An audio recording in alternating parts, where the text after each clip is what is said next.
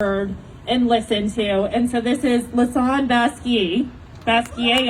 She even wrote how to say it the right way, so I will let her do that. But thank you so much for being here.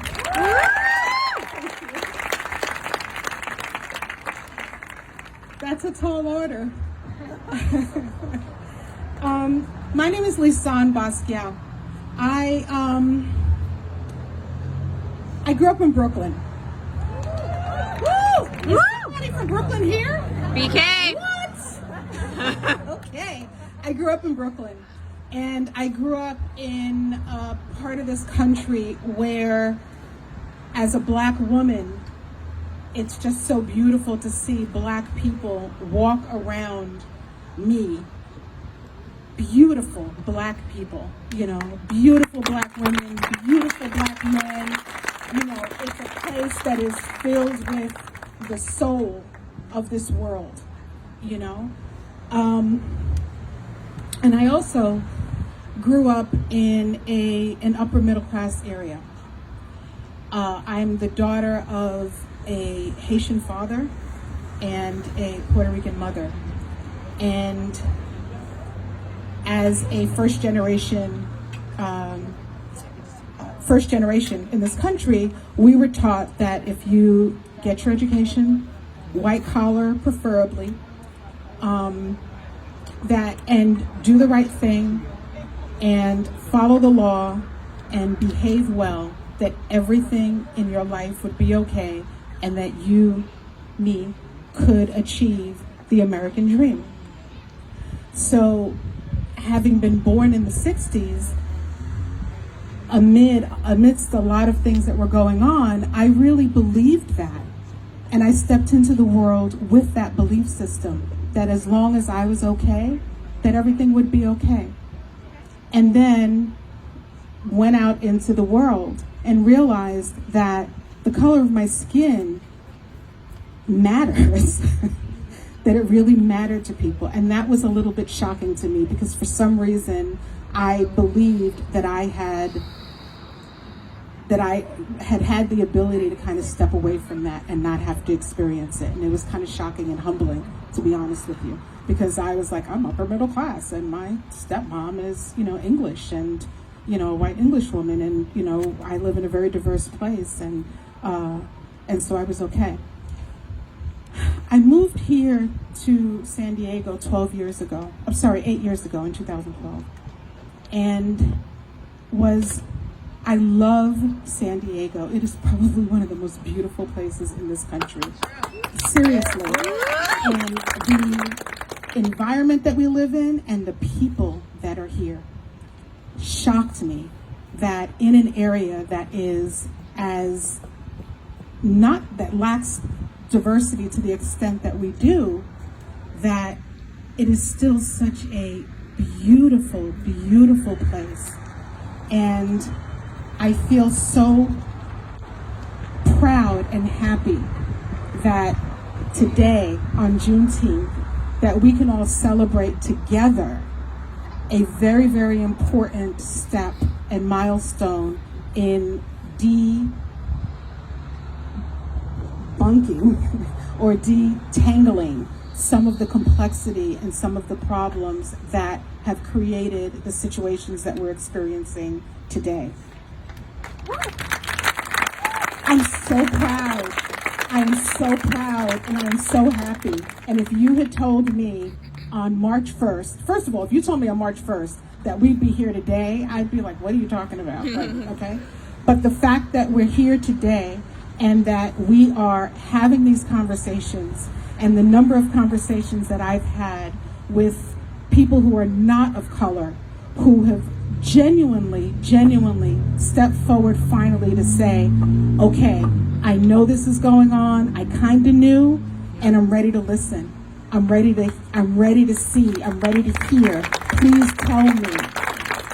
Please help me to understand. We're all family. We really are. We're all family. I am your sister, and we are. You're absolutely a human family. And I think that in order to solve any relationship, or family or communication problem, you have to start with your heart. You have to start with an acknowledgement that something is wrong. You have to start with an acknowledgement that something actually has to be fixed. You have to start with a willingness to see that things maybe aren't as wonderful as you thought they were. It is true in family relationship. It's true in our relationships at home with the people that we live with and the people that we love. That until you can actually acknowledge that there's a problem, nothing is going to be solved. You're going to talk through, around, and at each other until you sit down and realize, you know what? I love you. I love you. Now tell me what is happening and what I need to do to make things different. And so the fact that I, in my lifetime, have the incredible, beautiful experience of having the world come together to say what is happening cannot happen any longer is something that I never thought I would experience in this lifetime. Ever. Ever. And to tell you the truth, when this all went down, there was a piece of me that thought, oh shoot, I'm in San Diego and I'm part of the, 0.2%?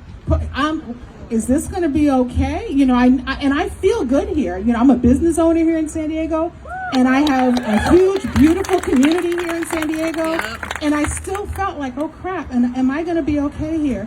And I have to tell you, the fact that we are all here together and that San Diego is with the ability to kind of put your head literally in the sand and say, you know, I don't know what's going on. The fact that so many of my friends and friends who are like family here in beautiful San Diego have stood up, and all of you and everyone who's protested and marched right alongside, and the conversations that are happening on Facebook and the people who are calling each other out, that is amazing to me, and I'm so grateful for it, and I'm so happy, and it gives me hope. It gives me real hope that we can mend this relationship and that we as a family can truly choose a new future, because that is what we are doing right now. We are choosing a new future. Just like any other relationship, any other family, we are standing up and saying that is bullshit. It is bullshit. It is bullshit. It's bullshit that this young lady is being treated the way that she's being treated because she spoke the truth and because she called someone out on being mistreated. That's bullshit. It is bullshit that most of the cops that are wonderful human beings who are doing their job, who truly want to show up, are allowing a couple of, or whatever the percentage is of cops who are not doing the right thing. It is bullshit that they're allowing that to happen. It's bullshit. And it's bullshit that 3 people could stand there, and even if you don't give a crap about the person on the floor, the fact that 3 people can stand there and watch their brother destroy his life, it's bullshit. We have to call each other on stuff. We have to talk. You know, we have to, like, smiling is great. Loving each other up is great. Like the boom, it's great. But we really have to have true intimacy with each other, love each other, talk to each other, even if it's hard, even when it's hard, because it's not easy to change and shift and to undo the ways that we've been thinking. It's not easy for a person who is not of color. I can't imagine that. I know it's hard. It's understandable that it's really super difficult to be the favored child in the world. And it's really super difficult for a black person, man or woman, child, to experience this. So the only way we're going to get through this is to not sugarcoat it, to come together, to love each other, to call each other out, and to love each other enough to hold each other and ourselves to a higher standard.